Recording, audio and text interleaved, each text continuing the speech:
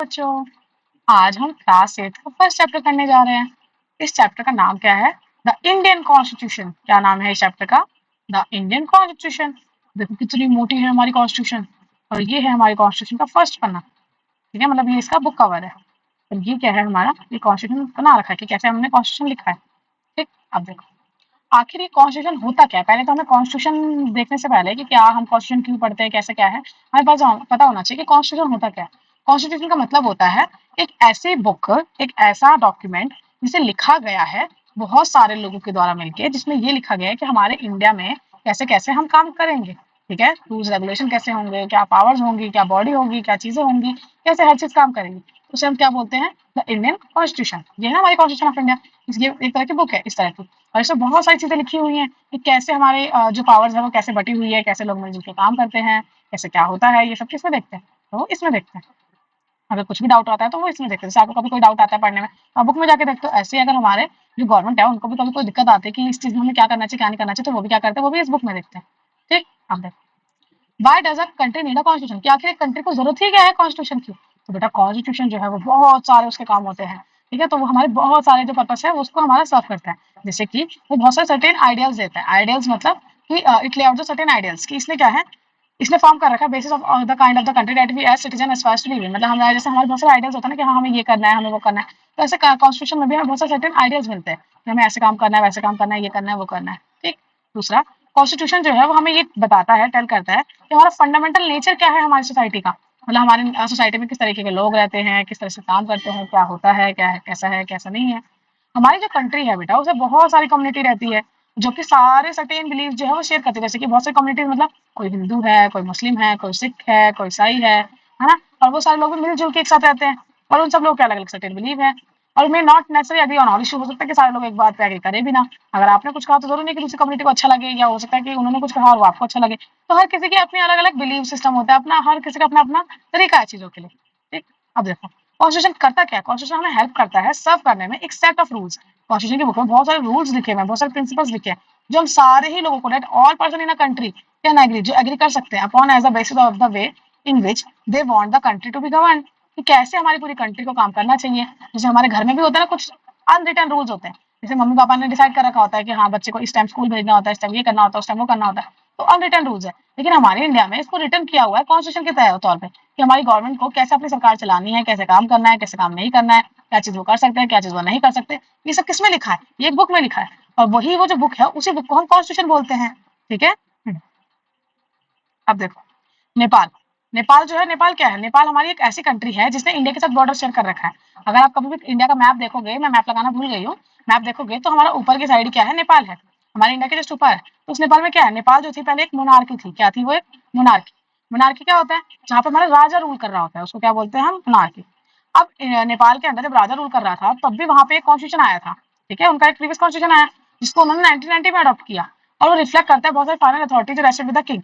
मतलब ये ऐसा है कि उन्होंने कॉन्स्टिट्यूशन तो बना लिया था, जब वो राजा था तब भी उन्होंने कॉन्स्टिट्यूशन बना लिया, लेकिन उसके बावजूद भी जो इनका कॉन्स्टिट्यूशन है वो कैसा कॉन्स्टिट्यूशन था, उन्होंने जो सारी पावर दे रखी थी वो किंग के हाथ में दे रखी थी। जो फाइनल अथॉरिटी थी बहुत सारी चीजों की वो किसके हाथ में थी? किंग के हाथ में थी। नॉर्मली अगर डेमोक्रेसी होता तो किंग, कोई किंग नहीं होता, और उस टाइम पे हमारे किंग के हाथ में कोई पावर्स नहीं होती, लेकिन यहाँ पे किंग के हाथ में हमारी पावर्स थी। ठीक है, अब किंग के हाथ में सारी पावर थी। अब क्या हुआ, बहुत सारे लोगों ने फाइट किया। जैसे हमारे यहाँ पे फ्रीडम फाइटर्स ने लड़ाई करी थी, ऐसे उनके यहाँ पे भी जो फ्रीडम फाइटर्स थे उन्होंने लड़ाई करी। बहुत सारा पीपल मूवमेंट चला नेपाल में, और एक दो दिन तक नहीं, बहुत सारे डिकेड्स तक चला। 10-20 साल, 30 साल, 40 साल ऐसे चल करके होता है, ऐसे चला। तो इतना एक डिकेड में इन्होंने चला, बहुत सारे डिकेड्स में चला, और फाइनली 2006 में जाके इन्होंने जो वहाँ का किंग था उसको हटा दिया, और उन्होंने जो एंड कर दिया, जो किंग का जो रूल चल रहा था उसको खत्म कर दिया। अब हुआ क्या, पीपल जो थे उनको राइट लिखना पड़ा, a new constitution to establish the Nepal as a democracy. अब उन्होंने यहाँ पे भी एक कॉन्स्टिट्यूशन बना रखा था, लेकिन उन्होंने फिर से एक कॉन्स्टिट्यूशन बनाया, एक नया कॉन्स्टिट्यूशन बनाया। अब आप लोग सोचोगे जब पहले से ही कॉन्स्टिट्यूशन बना हुआ था तो हमने नया कॉन्स्टिट्यूशन क्यों बनाया? तो उसका आंसर आपका यहाँ लिखा हुआ है कि उन्होंने नया कॉन्स्टिट्यूशन इसलिए बनाया क्योंकि ये जो पुराना कॉन्स्टिट्यूशन था उसमें सारी पावर हमने देखा ना कि किंग के हाथ में थी, तो हम ये कह सकते हैं ना कि उसमें वो सारे आइडियाज रिफ्लेक्ट नहीं हो रहे थे जैसे यहाँ के कॉन्स्टिट्यूशन मेकर चाहते होंगे। तो इसलिए उनको नया कॉन्स्टिट्यूशन बनाना पड़ा। अब जो है किंग तो है ही नहीं, तो फाइनल अथॉरिटी किसके हाथ में होगी, कैसे काम होगा? अब नए उसमें चीजों में, जैसे हम नए स्कूल में जाते हैं तो हम अपना नया नया सब कुछ डिसाइड करते हैं, तो ऐसे इन्होंने भी डिसाइड किया कि हमें नया कॉन्स्टिट्यूशन चाहिए होगा, because it did not reflect. और इसका रीजन ये था क्योंकि वो जो पुराना कॉन्स्टिट्यूशन वो रिफ्लेक्ट नहीं कर रहा था आइडियल्स जो कि पुराने कॉन्स्टिट्यूशन में थे, जो कि वो चाहते थे कि नए कॉन्स्टिट्यूशन में हो।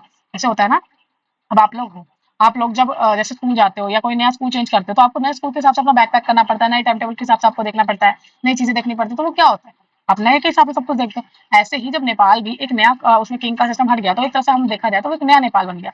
अब वो नया नेपाल बन गया तो पुराने रूल से कैसे काम करेगा, पुराने रूल से तो काम कर ही नहीं पाएगा। तो यही चीज यहाँ पे हुई, इसलिए उनको एक नया कॉन्स्टिट्यूशन बनाना पड़ा। ठीक है, अब देखो नेपाल जो है by moving from a monarchy to the democratic government. अब नेपाल मैंने बताया ना कि मोनार्की से, मोनार्की मतलब ऐसा शासन जहाँ पे हमारा किंग रूल करता है, वहां से वो डेमोक्रेटिक गवर्नमेंट पे शिफ्ट हो गया जहाँ पे उन्होंने लोगों के द्वारा जो चुनी गई सरकार है वो आई। इसमें क्या हुआ, उनको बहुत सारे चेंज करने पड़े अपने कॉन्स्टिट्यूटिव रूल्स वगैरह, ताकि एक नई सोसाइटी को वो सर्व कर सके। और इसी की वजह से जो पीपल ऑफ नेपाल जो है उन्होंने एक और नया कॉन्स्टिट्यूशन जो है वो बनाया 2015 में। अब एक्चुअली होता क्या है ना कि नेपाल के जो यहाँ पे जो लोग मिलकर बनाते हैं ना, तो उधर की बहुत सारी कमियां रह जाती है। उन्होंने पिछली बार भी बनाया, 2006 में जब आजाद हुआ तब भी उन्होंने बनाया, लेकिन अब जैसे जैसे मतलब पुरानी सरकार ने जो रूल बनाए थे या चीजें थी, उन्होंने शायद इतना दूरदर्शी होकर, जैसे हमारे यहाँ पे तो बहुत दूरदर्शी थे, उनके यहाँ पे इतने लोग अच्छे से नहीं समझ पाए होंगे कि क्या क्या चीजें हमें और कंसिडरेशन कर लेनी चाहिए, तो इसलिए पहले वहां पे 2006 में भी बना और फिर 2015 में भी बना। ठीक है, क्योंकि लोगों को समझ नहीं आया कि हाँ उसमें क्या है, बहुत सारी चीजें चेंज करनी पड़ी, क्योंकि उनके बहुत सारे कॉन्स्टिट्यूटिव रूल्स जो थे वो चेंज करने पड़े, न्यू सोसाइटी उन्होंने नए नए डिमांड्स कर दी, तो उनको नया कॉन्स्टिट्यूशन बनाना पड़ गया। लेकिन अब अगर हम नेपाल के कंपेयर में इंडिया का देखेंगे ना बेटा, तो इंडिया में ऐसा बिल्कुल भी नहीं है। इंडिया में एक ही बार हमारा कॉन्स्टिट्यूशन बना है, वो भी कब बना था हमारा, किसी को पता है कब बना था हमारा कॉन्स्टिट्यूशन? तो 1946 में हमारी 9 दिसंबर को फर्स्ट हमारी सिटिंग हुई थी कॉन्स्टिट्यूशन बनाने के लिए, जिसको हम कॉन्स्टिट्यूशन असेंबली बोलते हैं, अभी आगे हम पढ़ेंगे। तब से लेकर 1949 तक हमने बना लिया था, लेकिन हमारा कॉन्स्टिट्यूशन लागू हुआ था वो 1950 में हुआ था। हमें अपना कॉन्स्टिट्यूशन बनाने के लिए 2 साल 11 महीने 18 दिन लगे थे, और तब से लेकर हमारा कॉन्स्टिट्यूशन अभी तक एक बार भी हमने ऐसा नहीं सोचा कि हम पूरा नया कॉन्स्टिट्यूशन लेके आ जाए, और ना ही हम लेके आए हैं। हमने अपने पुराने कॉन्स्टिट्यूशन में कुछ चेंजेस कर दिए, जैसे जैसे टाइम के हिसाब से जो जरूरतें पड़ी हैं तो आपने अमेंडमेंट कर दिया चेंजेस के नाम पे, लेकिन नया कॉन्स्टिट्यूशन नहीं लेके आए। लेकिन नेपाल ने 3 बार कॉन्स्टिट्यूशन लाया, पहली बार तो उसका किंग था, उसकी दूसरी बार जब किंग हट गया 2006 में, उसके बाद अब 2015 में भी, और शायद हो सकता है कि इसके बाद भी वहां पर रूल्स आ जाए। तो देखा कॉन्स्टिट्यूशन बनाने में कितना टाइम लगता है, तो टाइम भी बहुत लगता है, एफर्ट्स भी बहुत ज्यादा लगते हैं। अगर एक बार आप ठीक से ना बना पाओ तो आपको बार बार बनाना पड़ जा सकता है, पढ़ना पड़ सकता है। ठीक है, अब देखो जो इंडियन कॉन्स्टिट्यूशन है बेटा वो गारंटी देता है कि सारे लोग इक्वल है, राइट टू इक्वालिटी का वो राइट देता है। जिसमें हम ये बोलते हैं कि सारे पर्सन जो हैं से that no citizen to be harm, मतलब सारे पर्सन इक्वल है, मतलब कोई भी पर्सन को डिस्क्रिमिनेट नहीं किया जाएगा इन 5 ग्राउंड्स पे। कौन कौन से हैं वो 5 ग्राउंड्स? रिलीजन पे, चाहे आप किसी भी धर्म के हो, हिंदू हो, मुसलमान हो, सिख हो, ईसाई हो, किसी भी बेसिस पे, बुद्धिज्म अपना रखा हो, जैनिज्म अपना रखा हो, इनमें से किसी भी बेसिस पे आपको भेदभाव आपके साथ नहीं किया जाएगा। दूसरा है आपकी रेस, कि आपकी किसी भी आप रेस के हो, कैसे भी हो, आपको उसके बेसिस पे भी नहीं किया जाएगा। तीसरा आपकी कास्ट, कि आपकी अलग अलग कास्ट होती है, बड़गुजर होती है आपकी, जैसे जायसवाल हो सकती है, ठीक है, वर्मा हो सकती है, शर्मा हो सकती है, तो किसी भी कोई भी कास्ट हो तब भी आपके साथ ऐसा नहीं कि आपकी इस कास्ट को तो आपके साथ भेदभाव करे, नहीं हो सकता। कोई भी जेंडर के हो, चाहे तो आप लड़की हो, गर्ल मतलब वुमेन हो, या आप मैन हो, है ना, गर्ल हो, बॉय हो, या आप कोई ट्रांसजेंडर हो, या कोई भी लेस्बियन कम्युनिटी, उसके साथ भी आपके साथ भेदभाव नहीं किया जा सकता। और फिफ्थ है आपका बर्थ, कि आपका अगर कहीं पर भी जन्म हुआ हो, चाहे आपका किसी स्टेट में जन्म हुआ हो, या आपका किसी सिटी में जन्म हुआ हो, चाहे दिल्ली में जन्म हुआ हो, चाहे पंजाब के छोटे से गांव में हुआ हो, चाहे यूपी के छोटे से गांव में हुआ हो, तो इन सारी ही जगह पे कहीं पर भी हुआ हो तब भी आपको इक्वालिटी तो आपके साथ इक्वालिटी तो होगी, मतलब आपके साथ बराबरी की तरफ ट्रीटमेंट किया जाएगा। ऐसा नहीं कि आप गाँव के हो तो आपके साथ पिछड़ा बिहेव किया जाएगा, नहीं। तो हमारे कॉन्स्टिट्यूशन में सबको राइट टू इक्वालिटी दी गई। दूसरा, हमारे यहाँ पे एक इंपॉर्टेंट फंक्शन भी है हमारे कॉन्स्टिट्यूशन का। वो इंपॉर्टेंट फंक्शन ये है कि जो डोमिनेंट ग्रुप है, जो बड़ा, जो मेजोरिटी में जो ग्रुप है, वो माइनॉरिटी वाले ग्रुप को सप्रेस ना कर दे। जैसे होता है ना कि अगर एक सोसाइटी में बहुत सारे एक ही टाइप के लोग होते हैं तो वो जो जो कम लोग होते हैं उनको दबा देते हैं, तो ऐसा ना कर दे। इसका देखभाल किसने किया? इसका देखभाल जो किया हमारे कॉन्स्टिट्यूशन ने किया, कि जो डोमिनेंट ग्रुप होता है वो हमारा जो छोटे वाले लोग हैं उनको ना वो कर दे। ठीक, यूजुअली ऐसे रूल्स बनाता है जिसमें वो ये इंश्योर कर सके कि जो माइनॉरिटीज है उनको एक्सक्लूड ना किया जाए from the anything that is routinely available to the majority. ठीक है, जैसे आपकी क्लास में अगर मान लो कि 20 बच्चे हैं और 20 बच्चों में पांच जो है वो लड़के हैं और जो 15 जो है वो लड़कियां हैं, तो कोई ऐसा रूल नहीं बनेगा जिसमें सिर्फ लड़के लड़कियां जो है वो ऐड हो जाए और लड़कों को छोड़ दिया जाए। नहीं, हमेशा ऐसी चीजें करी जाएंगी जिसमें दोनों ही जो बच्चे हैं वो हो। ऐसा ना हो जैसे अब इसका अपोजिट भी हो सकता है कि मान लो अगर 20 बच्चे की क्लास में 15 आपके लड़के हैं और 5 आपकी लड़कियां हैं, कि सिर्फ हम वो वाला करेंगे कि फुटबॉल का जो हम वो करेंगे, फुटबॉल के गेम में पार्टिसिपेट कर सकते हैं और वो सिर्फ लड़के करेंगे क्योंकि लड़की मेजोरिटी में है, या ये चीज है। तो नहीं, ऐसा कुछ नहीं कर सकते, तो इसलिए हम माइनॉरिटीज को एक्सक्लूड नहीं करके चलते। देखो एक और रीजन है हमारे कॉन्स्टिट्यूशन में, हमें और भी क्या चीजें मिली है, प्रिवेंट कर सकते हैं हम टायरनी। टायरनी मतलब वही है कि डोमिनेशन नहीं होना चाहिए मेजोरिटी का माइनॉरिटी पे। इसी को हम माइनॉरिटीज नॉट एक्सक्लूड भी बोल सकते हैं, और हम ये भी कह सकते हैं कि गवर्नमेंट की टायरनी है कि वो हमारा मेजोरिटी की तरह माइनॉरिटी पे रूल ना किया जाए, मतलब वो उसको दबाए ना। जैसे होता है ना कभी कभी कि एक ही सेक्शन ऑफ सोसाइटी है, अगर पूरी सोसाइटी में अगर एक ही तरह के लोग हैं तो वो दूसरे जो कम अमाउंट में लोग अवेलेबल है उनको दबाने लग जाते हैं, तो वो चीज नहीं होनी चाहिए। ठीक है, वो चाहे इंटर कम्युनिटी हो, चाहे डोमिनेशन में हो, या कोई एक कम्युनिटी दूसरे को कम्युनिटी को कर रही हो, चाहे इंटर कम्युनिटी भी डोमिनेशन हो जाता है कि हाँ कुछ 2-4 लोग दूसरे लोगों को दबा रहे होते, तो ऐसे कोई भी रूल्स हमारे नहीं आ सकते। हमारे कॉन्स्टिट्यूशन में इस चीज को क्या किया हुआ है, ध्यान रखा गया है। अब जो कॉन्स्टिट्यूशन है वो हेल्प करता है हमें प्रोटेक्ट करने में against the decision that might take that could have the adverse effect of the large principle that the country believes in. हाँ, तो बहुत सारी जो चीजें हैं, बहुत सारे अगर गलत स्टेप कोई ले लेता है या कुछ भी चीजें, तो हमारे कॉन्स्टिट्यूशन में हमारे पहले ही बचा लिया जाता है ताकि हम कुछ गलत डिसीजन या गलत चीजें ना कर दें या उसको प्रमोट ना कर दें। एक गुड कॉन्स्टिट्यूशन होता क्या है? एक गुड कॉन्स्टिट्यूशन एक ऐसा कॉन्स्टिट्यूशन होता है जो कि अपने बेसिक स्ट्रक्चर को चेंज ना करे और अलाउ करे ओवरथ्रू इजीली ओवरथ्रू कर सकते हैं उन प्रोविजंस का, जिससे हमारा ये सब चीजें जो है वो ना मिल पाए। ठीक है, या मतलब हम ये जिस मतलब जैसे इसको आसान भाषा में समझाऊं तो देखो, एक अच्छा कॉन्स्टिट्यूशन कौन सा कॉन्स्टिट्यूशन होता है जिसमें वो अपने सिटीजन्स को राइट्स दे, अपने उनकी फ्रीडम को बचा के रखे। लेकिन अगर कहीं के कॉन्स्टिट्यूशन में, किसी भी कंट्री के कॉन्स्टिट्यूशन में अगर ऐसी चीजें नहीं दी जाती है या इनमें से कुछ भी चीजें नहीं दी जाती है, या मतलब जो दी जाती है लेकिन उनको वो किया जाता है, डोमिनेट किया जाता है, तो सब चीजें नहीं होनी चाहिए। गुड कॉन्स्टिट्यूशन वही होता है जो बेसिक स्ट्रक्चर को बिना हैम्पर किए सारी फैसिलिटीज, कुछ राइट्स वगैरह अपने सिटीजन्स को दे। ठीक, अब देखो इंडियन कॉन्स्टिट्यूशन और उसके की फीचर्स क्या है। हमारा कॉन्स्टिट्यूशन जो था वो कैसे क्या आया, तो हमने बहुत साल तक हमने ब्रिटिश के अंडर हमने क्या किया था, रूल किया था, मतलब ब्रिटिश ने हमारे ऊपर क्या किया था, कब्जा करके रखा था। तो बहुत सारे मूवमेंट्स चलाए गए थे आजादी के, पता है ना, सबने आजादी के लिए हमने पार्टिसिपेट किया था हम लोगों ने। तो ड्यूरिंग द फ्रीडम स्ट्रगल में हुआ क्या था कि जो हमारे नेशनलिस्ट थे उन्होंने अपना बहुत सारा टाइम जो है वो डिवोट किया है इमेजिन करने में एंड प्लानिंग करने में कि कैसा एक हमारा फ्री इंडिया होना चाहिए। ठीक है, तो हमारे फ्रीडम जो स्ट्रगल में जिन जिन लोगों ने पार्टिसिपेट किया था उन लोगों ने सोचा, जैसे बी आर अम्बेडकर, हमारे गांधी जी ने भी, ठीक है, और जवाहरलाल नेहरू ने भी, बहुत सब लोगों ने क्या किया, पहले से सोच के रखा था कि हमारा कॉन्स्टिट्यूशन ये होगा वो होगा। जैसे हम नहीं करते हैं, हम भी तो ये करते हैं, जैसे अगर हमें कहीं किसी फंक्शन में जाना होता है या कोई चीज होती है तो हम पूरी प्लानिंग कर लेते हैं कि हमें ये खाना है, ऐसे कपड़े पहनने हैं, यहाँ से मेकअप कराना है, ये चीजें होनी चाहिए, हम ये ड्रेस पहनेंगे। तो ऐसे ही जैसे हमारा कॉन्स्टिट्यूशन अभी हम नया बनाने जा रहे थे, तो सब लोगों ने पहले से सोच के रखा था कि कॉन्स्टिट्यूशन में ये चीजें भी डालनी चाहिए, वो चीजें भी डालनी होगी, वो चीजें भी करनी होगी। तो ऐसे हमारा कॉन्स्टिट्यूशन बना था। अब क्या है, ब्रिटिश रूल के अंदर हमारा जो हमारे हमें जो हमारे यहाँ के लोग थे उनको तो रूल्स बनाने का तो कोई हक ही नहीं था, हमको तो सिर्फ रूल्स लागू करना पड़ता था, मतलब उनके मानने पड़ते थे। जो भी ब्रिटिश सरकार ने रूल बना दिए होते थे वो हमें मानने पड़ते थे। हम लोग तो कोई रूल्स नहीं बना सकते थे सोचो, जबकि कंट्री तो हमारी है। ठीक, तो इसी की वजह से हमने बहुत ज्यादा एक्सपीरियंस किया था अथॉरिटेरियन रूल का। इसके तहत कोलोनियल स्टेट के तहत, कोलोनियल मतलब वही होता है जब एक देश दूसरे देश पे कब्जा करती है। अब इसके बाद क्या हुआ, इंडियन जो थे वो फ्री इंडियन में उन्होंने सोचा कि इंडिया शुड भी डेमोक्रेटिक होना चाहिए उसे, जिसके तहत हमारा एवरीवन जो है वो शुड बी ट्रीटेड इक्वली। सारे लोगों को हमें इक्वली ट्रीट करना पड़ेगा और उनको अलाउ करना पड़ेगा गवर्नमेंट में। मतलब हम पहले से इतने गुलाम रह चुके थे, तो अब हमने सोचा कि हमें आज़ादी भी चाहिए, और आज़ादी भी ऐसी चाहिए कि सारे लोग आज़ाद होने के बाद सब लोगों को इक्वली ट्रीट किया जाए, ये फैसिलिटी भी मिलनी चाहिए, और सारे लोग अपना हमारे इलेक्शन में पार्टिसिपेट भी कर सकते हैं। ऐसा भी हमने अपने आप को फ्रीडम देना चाहिए, तो हमने इंडियन कॉन्स्टिट्यूशन में ये चीज़ को इंश्योर किया। ठीक, अब देखो हमारे जो कॉन्स्टिट्यूशन बनाया गया था, हमारा कॉन्स्टिट्यूशन इंडियन कॉन्स्टिट्यूशन, वो किसके द्वारा बनाया गया था, कॉन्स्टिट्यूशन असेंबली के द्वारा बनाया गया था। जब भी कोई बड़े काम होते हैं तो कोई एक बंदा थोड़ी कर सकता है, तो बहुत बड़ा एक ग्रुप ने किया था जिसको हम बोलते हैं कॉन्स्टिट्यूशन असेंबली। उस कॉन्स्टिट्यूएंट असेंबली में कितने लोग थे, तो 300 पीपल जो थे वो थे अराउंड। कब हुई थी ये कॉन्स्टिट्यूशन असेंबली की बैठक, तो ये हमारा जो सेशन हुआ था वो 1946 में हुआ था, जो 3 सालों तक लगभग, वो 3 साल में भी एग्जैक्टली मैंने आपको बताया ना, 2 साल 11 महीने 18 दिन मिलकर हमारा बना था। इन सालों में क्या करते थे ये लोग, आपस में बहुत बार मिलते थे, बैठ के बातें करते थे, डिस्कस करते थे क्या चीजें होनी चाहिए कॉन्स्टिट्यूशन में, क्या चीज नहीं होनी चाहिए, सॉरी। उसके बाद जाके उन्हें पता चला था कि हाँ कॉन्स्टिट्यूशन हमें कैसा चाहिए, हमें हमें कॉन्स्टिट्यूशन में क्या क्या चीजें डालनी चाहिए, सब डिसाइड किया गया और उसके हिसाब से डाला भी गया। ठीक, अब देखो अभी मैंने बताया आपको कि कॉन्स्टिट्यूशन असेंबली पूरी बैठी थी। अब हमारी कॉन्स्टिट्यूशन असेंबली जो इतनी बड़ी बैठक हुई थी, जो सारे लोग बैठे थे कॉन्स्टिट्यूशन असेंबली हमारे कॉन्स्टिट्यूशन बनाने के लिए, तो उनमें कैसे कैसे मीटिंग हुई और कहाँ कहाँ से लोग आए, जो सारे लोग वो आए, वो आए कहाँ से, इतने सारे लोग दिख रहे हैं। अब देखो हम देख सकते हैं कि बहुत सारे अलग अलग कम्युनिटीज से आए थे। कम्युनिटीज देख रहे हैं, जैसे मान लो कि जवाहरलाल नेहरू हैं, ये हमारे ये जो उनका जो है, इन्होंने कोई अलग पार्टी का है, कोई यहाँ पे सिख है, कोई ईसाई है, कोई कोई है। तो बहुत सारे अलग अलग कम्युनिटी से आए थे, और यहाँ तक कि बहुत अलग अलग लैंग्वेज भी बोलते थे वो, बहुत अलग अलग रिलीजन के थे, बहुत अलग अलग कल्चर फॉलो करते थे, लेकिन सारे लोग मिलकर बैठे थे कॉन्स्टिट्यूशन असेंबली में ताकि हम रूल अपने कानून बना सके, अपना कॉन्स्टिट्यूशन बना सके। क्यों ऐसा था, क्योंकि ये सारे जो कानून बनता कॉन्स्टिट्यूशन वो सबके ऊपर लागू होता, चाहे वो हिंदू होता, चाहे मुसलमान होता, चाहे हमारा सिख होता, ठीक है, तो चाहे क्रिश्चियन होता, तो इसलिए सारे लोगों को तो मिलकर पार्टिसिपेट करना बनता ही था ना। ठीक है, अब हुआ क्या बेटा, आप सबको पता है कि पार्टीशन हुई थी हमारी कंट्री की। पार्टीशन मतलब क्या होता है, जो हमारा ऐसा टूट गया था इंडिया, पहले पूरा इंडिया में पाकिस्तान भी आता था, अब इंडिया और पाकिस्तान टूट गया था, और जो पाकिस्तान टूट के अलग हो गया था। और लेकिन फिर भी जब हमारी कॉन्स्टिट्यूशन असेंबली बनी थी उस टाइम पे, तब तक तो पाकिस्तान नहीं टूटा था, तो इसलिए हमारा इंडिया, पाकिस्तान और बहुत सारे प्रिंसली स्टेट जहाँ पे बहुत सारे राजा रहते थे, वहां से भी लोग आए थे, इन सब लोगों ने पार्टिसिपेट किया था इसमें। ठीक है, अब हुआ क्या, लेकिन जब जो पाकिस्तान था ना, स्टार्टिंग में तो उसने कॉन्स्टिट्यूशन में पार्टिसिपेट किया था। बाद में क्या हुआ था कि जब पाकिस्तान और इंडिया अलग अलग हो गया, तो पाकिस्तान के जो लोग थे वो चले गए थे यहाँ से, ठीक है, तो फिर कम लोग बचे थे हमारे कॉन्स्टिट्यूशन असेंबली में। ठीक, मतलब जो पाकिस्तान वाले थे वो चले गए थे, तो बाकी हम लोग बचे थे, तो ये चीज थी। सारे ही इश्यूज को बहुत अच्छे से डिस्कस किया गया, बहुत सारे लोगों ने डिस्कस किया, मेंबर्स ने कॉन्स्टिट्यूशन असेंबली में, और फिर उसके बाद जाके हमने ड्राफ्ट किया अपना कॉन्स्टिट्यूशन, जिसमें हम ड्राफ्टिंग वाला जो काम है, हम वो क्या बोलते हैं कि किसने किया था मेनली, तो वो हमारा क्या था, बी आर अम्बेडकर जी ने। ठीक है। अब फाइनल डॉक्यूमेंट जो था वो ऐसा बन के आया था जिसमें हमने ये सब चीज़ों का ध्यान रखा था।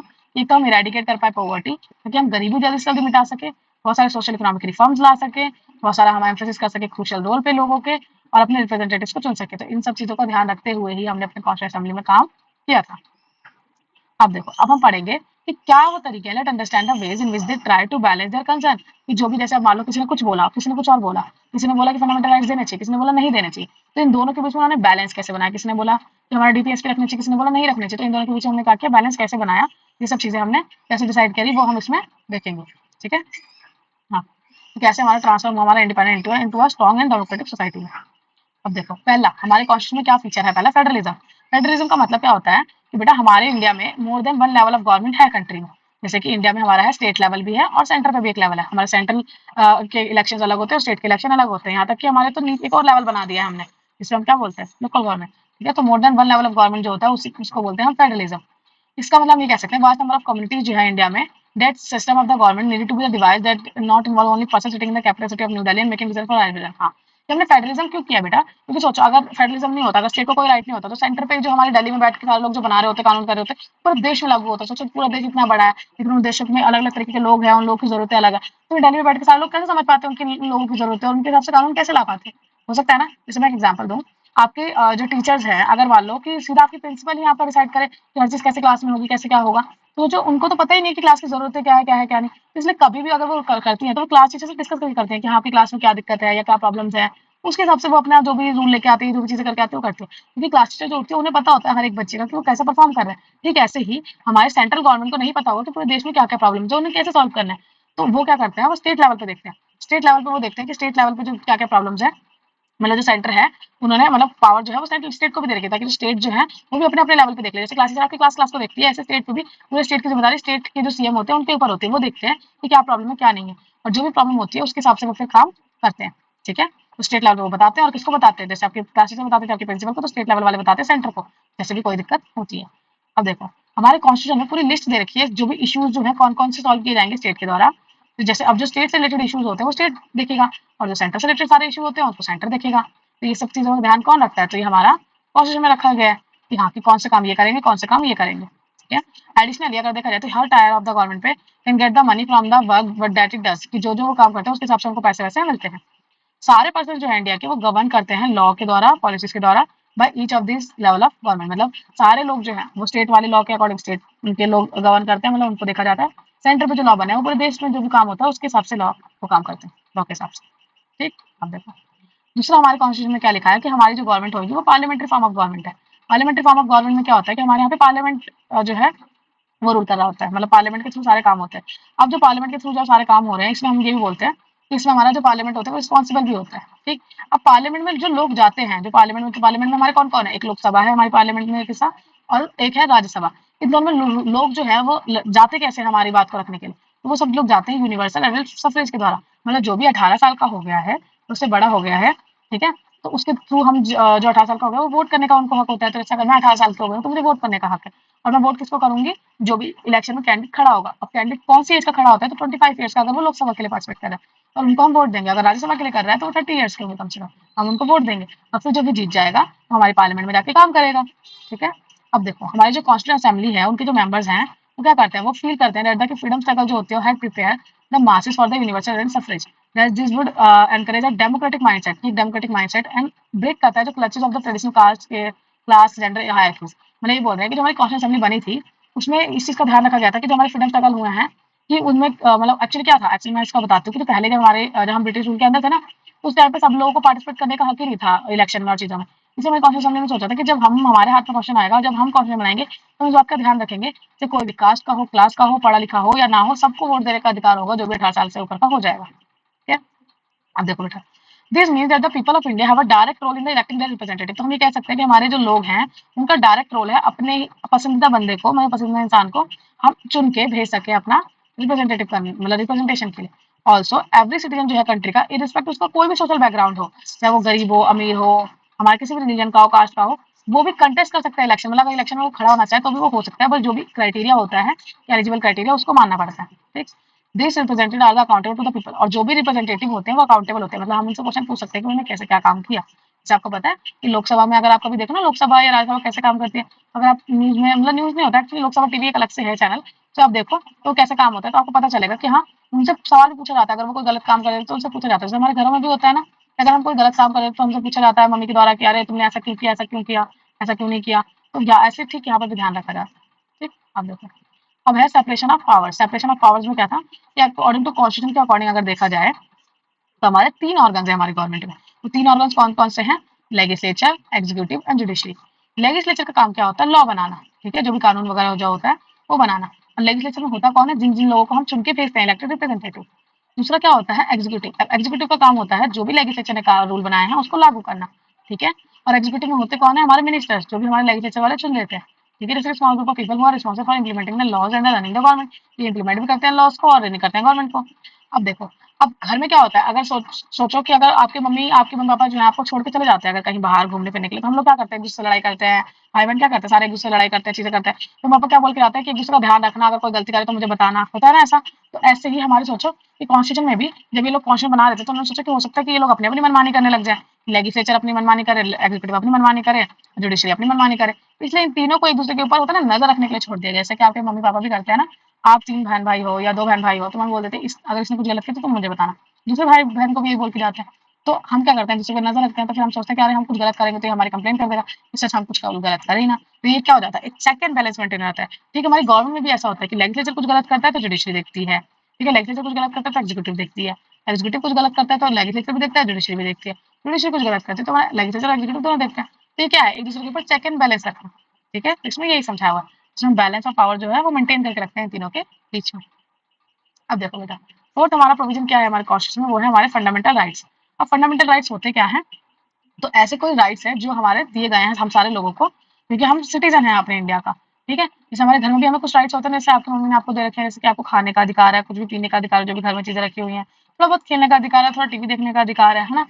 तो ये सब चीजें क्या है, ये आपके छोटे छोटे अधिकार है। ऐसे ही हमारा जो गवर्नमेंट है उन्होंने भी हमें बहुत सारे फंडामेंटल राइट्स दे रखे हैं, जिसमें हमारा क्या है, हमारे कुछ अधिकार है। और जैसे अगर आपको मम्मी खाना ना दे या कुछ भी हो, तो आप किसी अपने बड़े से बोल सकते हो, या आपके भाई बहन आपको परेशान करे तो आप अपने बड़ों से बोल सकते हो कि आपको आप वो परेशान कर रहे हैं। तो ठीक है, ऐसे अगर आपके फंडामेंटल राइट्स को कोई हैम्पर करे तो आप क्या कर सकते हो, तो आप और वो भी अगर मान लो सरकार ही करे तो आप सरकार के खिलाफ किसको बोल सकते हो, किसको बोल सकते हो, जुडिशरी को बोल सकते हो।